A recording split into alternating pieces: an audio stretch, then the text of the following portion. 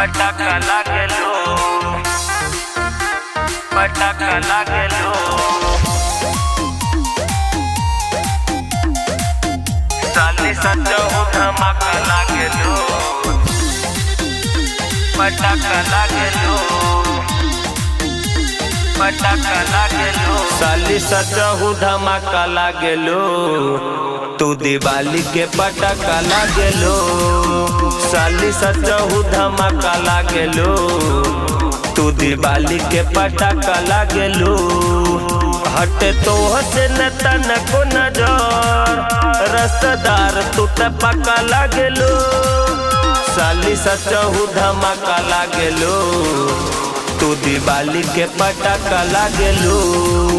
साली सचहु धमाका लागेलो, तू दिवाली के पटाका लागेलो। साली सचहु धमाका लागेलो,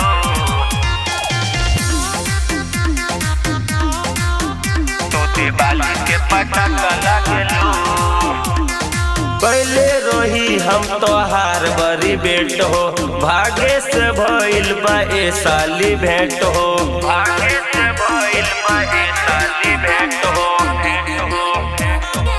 तोहर आदा तय बाबे का तिलाना, देखी के केहू भी होके दीवाना। सचहु में ढिंग चका लागेलो, रसदार तू त पक्का लागेलो। साली सचहु धमाका लागेलो, तू दिवाली के पटाका लागेलो। साली सचहु धमाका लागेलो, तू दिवाली के पटाका लागेलो। पटाका लागेलो, पटाका लागेलो। साली सचहु धमाका लागेलो, पटाका लागेलो, पटाका लागेलो। सत्यम विजय के बामन आज खुश हो, गजब के फीलिंग होता महसूस हो। गजब के फीलिंग होता महसूस होता महसूस हो। लागे न तो पे केहू के नजर हो, सोची के साली लागता पे डर हो। तू त सोनिया बिसखा लागेलो, रसदार तू त पक्का लागेलो।